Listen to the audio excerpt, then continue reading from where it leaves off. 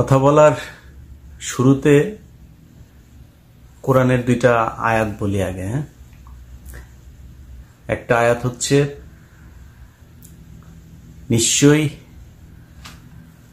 কষ্টের সাথেই আছে সুখ। কষ্টের আগে পরে না, সাথেই আছে সুখ। আরেকটা হচ্ছে,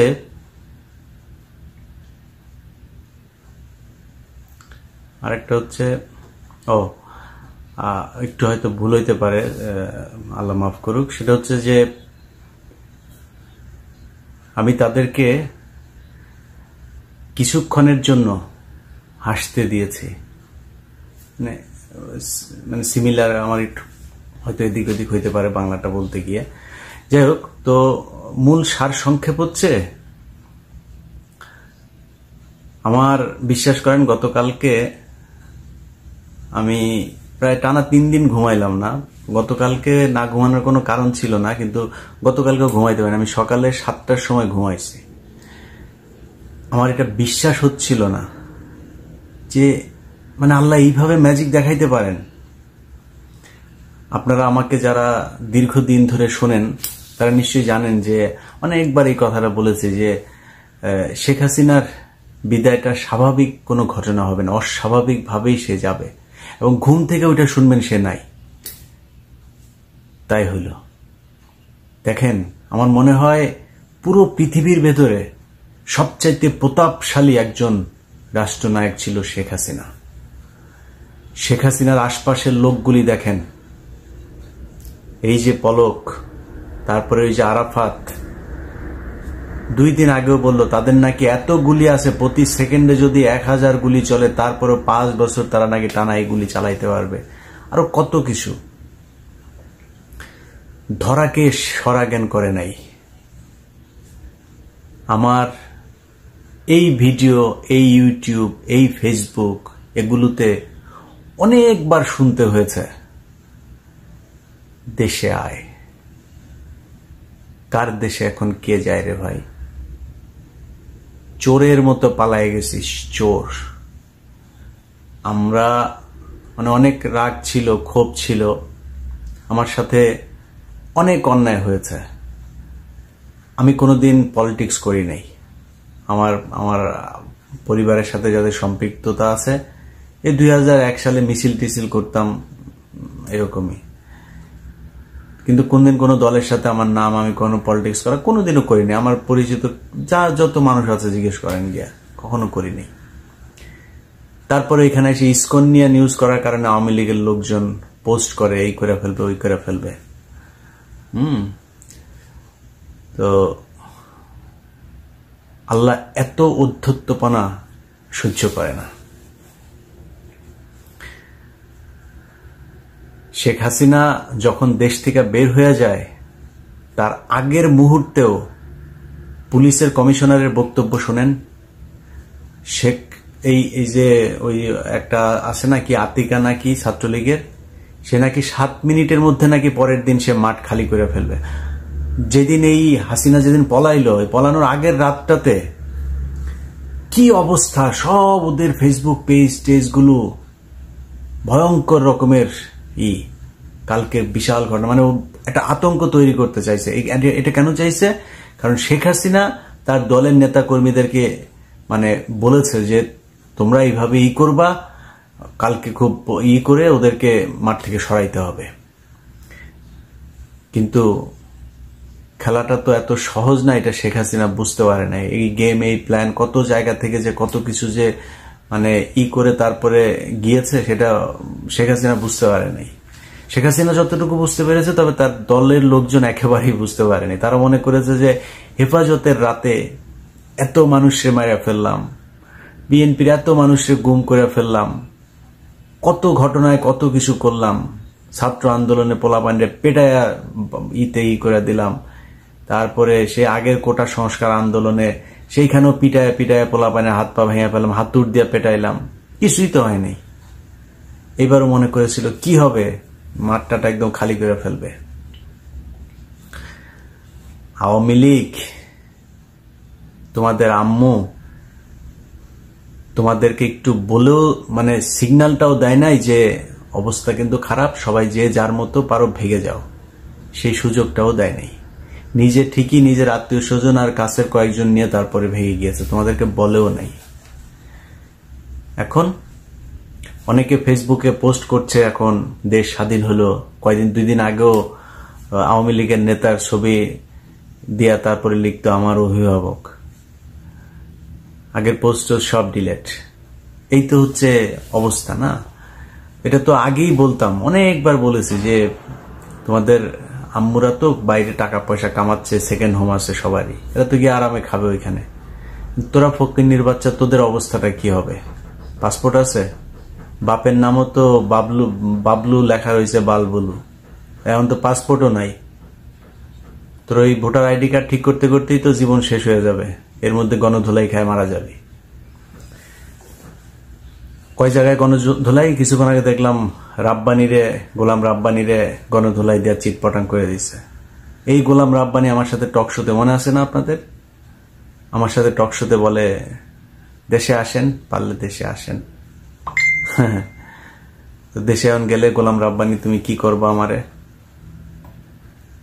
এই যে আওয়ামী লীগের লোকজনগুলি এই যে এরকম, এত কিছু করার দরকার ছিল না তো, কিসের জন্য?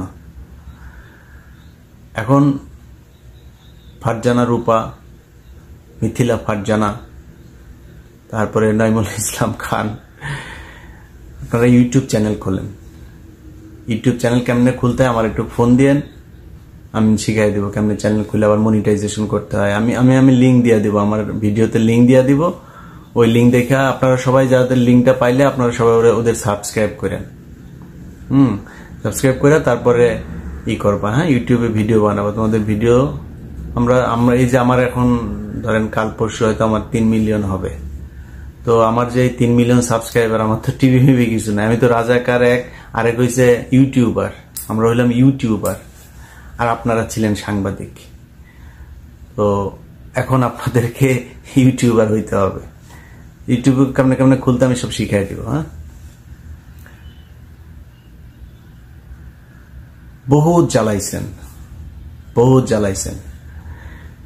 এখন এই যে গণভবনের ঘটনা নিয়ে কথা বলে শেষ করি। হ্যাঁ, কিছু সুশীল গজাইছে এখন। সেই সুশীলদের এই যে গণভবনে যে হইল, তারপরে সংসদের ভেতরে পোলাপান গিয়া বসা, সেখানে সিগারেট টিগারেট খাইছে, এটা খুব তাদের নাকি গায়ে লাগছে। শুনেন সুশীল বাবুরা, আপনাদের মতো মানে বোধ গালি দিয়ে একটা কথা বলা যায়, এরা দেশ স্বাধীন করে নাই। হ্যাঁ, আপনাদের মতো বালের সুশীলের জন্য এই গত 15 বছর বাংলাদেশের মানুষ কষ্ট সহ্য করেছে। আপনারা কি বালটা ফালাইছেন? এই সুশীল মারাইতে আসছেন এখানে। এই যে ছেলেগুলো গণভবনে যায় এই যে এগুলি করছে না, এরা এখানে গিয়া কোটি কোটি টাকা পায় নাই। হ্যাঁ, যা করেছে মজা করেছে সেটা, কিন্তু এটা করার দরকার ছিল। কেন ছিল জানেন? এখন আর ওই মনসুর আহমেদ, ওই তাজউদ্দিনের মেয়ে, ওনাদের মতো বই লিখতে হবে না। এইটাই এখন বই, এটা ইতিহাস হয়ে থাকলো। বই লিখলে তো বিশ্বাস করেন না। শেখ মুজিবরে যে 570 দিয়া করছিল, 2 দিন লাশ পড়েছিল, এটা তো আপনাদের অনেকেরই হয়তো বিশ্বাস হয় না। অনেক মানুষ এখন বঙ্গবল্টু বলে, তো এটা যে বিশ্বাস হয় না, এবার একটা বিশ্বাস মানে চোখে দেখলে ভিজুয়াল তো, সো এটা মনে থাকবে। এটা 50 বছর 100 বছর পরেও এটা থাকবে যে 2024 সালের সুখের মাস আগস্টে এই শেখ হাসিনা এইভাবে তাকে করছিল, তার ব্রাটা ধরে পোলাপান টানাটানি করছিল। এটাই ইতিহাস, লেখার দরকার নাই, একদম চোখে হাতে নাতে প্রমাণ যে বাংলাদেশের মানুষ তাকে কিভাবে বিদায় দিয়েছে, মানে কিভাবে পালিয়ে গিয়েছে, তারপরে মানুষ গিয়ে তার সাথে কিভাবে ফান করেছে, এটা ইতিহাস। আর যেই পোলাপানগুলো এই রাস্তায় জীবন দিয়েছে, তাদের আবেগ, অনুভূতি, রং, তামাশা সবকিছুকে মূল্য দিতে হবে। আপনাদের মতো বালের সুশীল আমার দরকার নেই। সংসদে গিয়ে সিগারেট খাইছে দেখে এই জন্য খুব গায়ে লাগে না? তুই কই ছিলি রে বালের সুশীল? এতদিন কোথায় ছিলি? তোর মতো সুশীল 15 বছর শেখ হাসিনা এই দেশে যা মনে চায় তাই করেছে। তোর প্রতিবাদ আছে কোন জায়গায়? এখন সুশীলগিরি মারাইতে আসছো না? সংসদে একজন সিগারেট খাইছে তো কি হয়েছে? সংসদে গাঁজা মদ সব খাইতে পারবে, কারণ তার চাইতে জঘন্য কাজ এই সংসদে হয়েছে। 300 টাকার নর্তকী, রাতের রানী, খাট যোদ্ধা মমতাজ এই সংসদে গান গেয়েছে। তার চাইতে সিগারেট খাওয়া খারাপ? তার চাইতে কেউ যদি মদ খায় সেটা খারাপ? চেয়ারের উপরে পা তুলছে তো সমস্যা কি? 11 লক্ষ কোটি টাকা পাচার হয়েছে গত 10 বছরে, 15 বছরে। সংসদের কয়টা চেয়ার ভেঙেছে? কয় টাকা লাগবে এগুলি মেরামত করতে? এই সংসদ পুরো চেয়ার টেয়ার এগুলি করতে হবে, কারণ এই যে যারা বসছিল এগুলি তো অপবিত্র সব, এগুলি এমনি করতে হবে, দুধ টুধ দিয়া ধুইয়া সংসদ ভবন আবার রেডি করতে হবে। আর গণভবনে এটা তো করতেই হবে এরকম, কারণ আমরা তো বহুদিন ধরে বলছি যে বাংলাদেশের অবস্থা শ্রীলঙ্কার মতোই হবে। তো শ্রীলঙ্কার প্রেসিডেন্টের জায়গা ধরে টানাটানি করেছে, দেখেছেন না? এখন এদের তো আর নাই, হাসিনার তো আর জায়গা নাই, তো ব্রাত ধরে টানাটানি করছে, সমস্যা কি? মূল্য দিতে হবে। এরা দেশ স্বাধীন করেছে, আপনি ওই দিন ঘর থেকে বাইর হন না, এরা ঘর থেকে বের হয়ে আসছে দেখি শেখ হাসিনা যেতে বাধ্য হয়েছে। অপেক্ষায় ছিল কি হয় আজকে 11টা পর্যন্ত, কিন্তু অপেক্ষায় ছিল। তারপরে তাকে আলটিমেটাম দেওয়া হয়েছে যে না, অবস্থা ভালো না, সব মাঠে নেমে আসছে। সো যতগুলো মানুষ মাঠে নেমে আসছে না, তারা সবাই ওই দিনের এই দ্বিতীয় স্বাধীনতার মুক্তিযোদ্ধা। হাত পা পুষা ফেললে হবে না, আপনাদের মতো বালের এই সুশীল দরকার নাই। আপনার বালের সুশীলরা কিছুই করতে পারে না, কোনো শালা কথাও কম নাই। আপনারা কথা বলতে গেলে আপনাদের এই দিক ওই দিক পেঁচায় পুচায় তারপরে কথা বলতেন। আর এগুলি এখন কইরা তারা ঘটনাটাকে অন্যদিকে মন নিতে চাইতেছে যে হ্যাঁ লুটপাট হচ্ছে, ভাঙচুর হচ্ছে। আপনার কোনো ক্ষতি হয়েছে? আপনার তো ক্ষতি হয় নাই। ওই যে ছেলেটা এই ওর ইয়ের ভেতরে যায়, তারপরে সোফার ভেতরে শুয়ে আছে, ওর খাটের ভেতরে শুয়ে আছে, খোঁজ নিয়ে দেখেন গিয়া।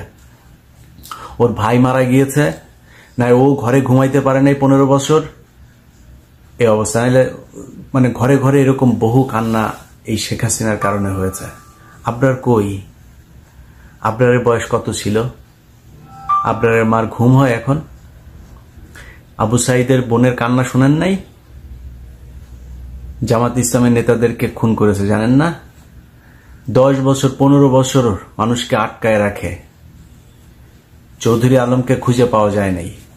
2 দিন পর পর ছাত্রদল, যুব দলের হাজার হাজার নেতাকর্মী জেলটা ভর্তি। খুব তারা দেখাবেন, আপনি দেখাবেন? আপনার তো কিছু যায় নাই। বিডিআরের এই যে সৈনিকগুলো আজকে কত বছর ধরে জেলে, তাদের কোনো অপরাধ ছিল?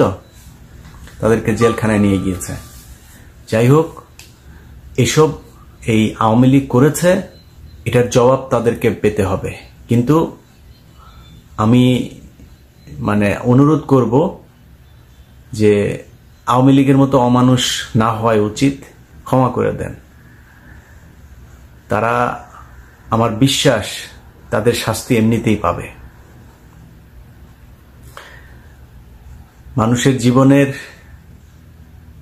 যে করুণ পরিণতি, শেখ হাসিনা যদি মনে করেন মারা ফেলতো বাপের মতো, 5 মিনিটে নিঃশ্বাস বন্ধ হয়ে গুলি টুলি খেয়ে মারা যাইতে পারতো। কিন্তু এখন সারা এই জীবন, এই যতদিন বেঁচে থাকে মুখ দেখাইতে পারে না, খুব চ্যাটাং চ্যাটাং করতো। এরা রাস্তায় জন্ম আওয়ামী লীগের, এরা কখনো পালায় না। শেখ হাসিনা 2 দিন আগেও বলে গিয়েছে, তারা কখনো পালায় না। শেখ হাসিনা, শেখ মুজিবের, তোর বাপেও পালাইতো, তুইও পালাইছিস।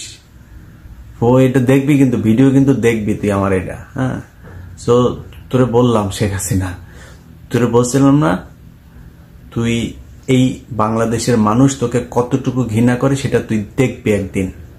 আল্লাহর কাছে লাখ লাখ কোটি কোটি শুকরিয়া, আজকের এই দিনটা বলেছিলাম এর আগে এক ভিডিওতে। আল্লাহর কাছে কিচ্ছু চাই না, জীবনের অনেক শখ পূরণ হয়েছে, শুধু একটা শখ বাকি ছিল, আজকের এই দিনটা দেখার। আল্লাহ দেখাইছেন, আল্লাহর কাছে লাখ লাখ কোটি কোটি শুকরিয়া। আর কিছু এই দুনিয়ায় আর কোনো কিছুর অভাব নাই, সবকিছু পূরণ হয়ে গিয়েছে। জেলখানায় হাজার হাজার মানুষ এখনো বন্দী হয়ে আছে, তাদেরকে খুব দ্রুত বের করতে হবে। এই যে বদমাইশের বাচ্চা বিচারকগুলো, ওদেরকে ধইরা 24 ঘন্টা ওদেরকে দিয়ে ডিউটি করে, বাথরুমে আটকায় রাখতে হবে কোর্টে, সারা রাত এগুলি শুনানি করবি, শুনানি করে করে মানুষ সব ছাড়বি খুব দ্রুত। এদের জন্য এই 9 to 5 কোর্ট মোট না, এদের জন্য 24 ঘন্টা খোলা রেখে খুব দ্রুত জেলখানা খালি করতে হবে। একজনের জন্য স্পেশাল অনুরোধ থাকবে সবার কাছে, জসিমউদ্দিন রহমানী। এই ব্যক্তিটার স্ত্রী নাই, ভাই নাই, বোন নাই, মা নাই, বাবা নাই, কোনো কারণ ছাড়া 12টা বছর ধরে এই লোকটাকে জেলখানায় আটকে রাখা হয়েছে জঙ্গি তকমা দিয়ে। কয়দিন আগে একবার ছাড়লো, সাথে সাথে আবার এই মিডিয়া তার পেছনে লাগলো, এই 71 সময় টিভি এগুলো মিলে তাকে আবার ভেতরে ঢুকাইলো। অনুরোধ থাকবে প্লিজ আল্লাহর ওয়াস্তে এই লোকটাকে খুব দ্রুত ছেড়ে দিবেন। তার সাথে ছাত্রদল, যুবদল, ছাত্র শিবির, জামায়াতে ইসলাম, বিএনপি যারা যারা ভেতরে আছেন তারা অনেক কষ্ট সহ্য করেছেন এই দেশের এই দ্বিতীয় প্রজন্মের স্বাধীনতার জন্য। অতএব তাদেরকে একটা সেকেন্ডও কষ্ট দেয়া যাবে না। ওখানে খুব দ্রুত তাদেরকে বের করতে হবে। দরকার হইলে বের করে বহুত আইন শেখ হাসিনা এই দেশে ভঙ্গ করেছে, যেমনে পারেন আগে বার করেন, পরে জামিন দিয়েন। ওই ওদেরকে ধরেন, ধরে ধরে এই বিচারক এগুলিরে যে তোরা যে এই দিন করছিস, এখন এটা এগুলি 24 ঘন্টা খাটবি, এগুলি তাড়াতাড়ি সব কটারে জামিন দে, এইভাবে জামিন দেন। আওয়ামী লীগের যেসব মানুষজন আপনার এলাকায় আছে যারা কিনা ধরেন কোনো অত্যাচার করে নাই কিন্তু আওয়ামী লীগ করতো, এখন এসে তারপরে মাপটাপ চাচ্ছে, ওদেরকে অবশ্যই তওবা পড়াইতে হবে, ওদের নতুন করে কালেমা পড়াইতে হবে, কালেমা পড়ায়া তারপরে মুসলমান বানাইতে হবে আবার। কারণ এতদিন ওরা আওয়ামী লীগ ছিল, ওদের ধর্ম আলাদা ছিল, ওদের নবী ছিল শেখ মুজিব। সো ওদেরকে আবার তওবা পড়ায়া কালেমা টালেমা পড়ায়া মুসলমান বানাইতে হবে।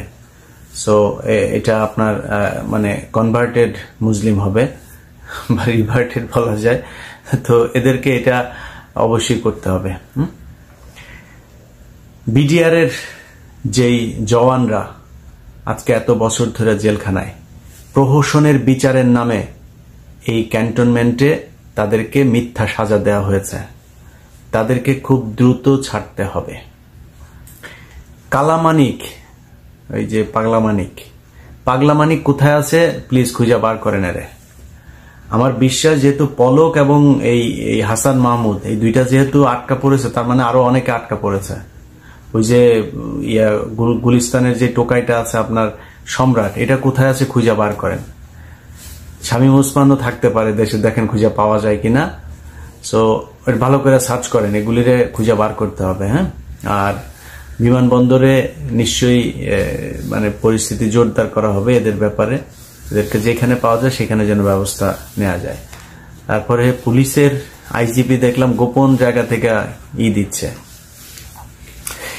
কি নির্মম পরিহাস না আওয়ামী লীগ, তাই না? তারেক রহমান নাকি তারে শেখ হাসিনা ধরে নিয়ে তারপরে তাকে বিচারের আওতায় আনবে। এই 1 সপ্তাহ আগেও ধরে নিয়ে তাকে বিচার করা হবে।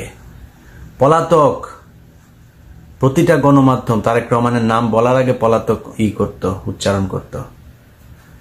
কালকে তারেক রহমানের নিউজ তোদের লিড নিউজ হিসাবে চালাইতে হয়েছে। শেখ হাসিনা এখন তুমি পলাতক, দেশে আসো। আমাদের এতদিন বলতো না দেশে আয়, দেশে এসে তারপরে পল এগুলি।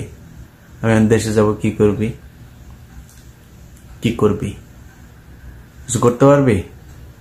আয় বল, কোথায় আসবি, ঠিকানা বল, আমার এই ভিডিওতে ঠিকানা বল, যে কার কোন জায়গায় যায় আমার দেখা করতে হবে, দেখি কি করতে পারিস।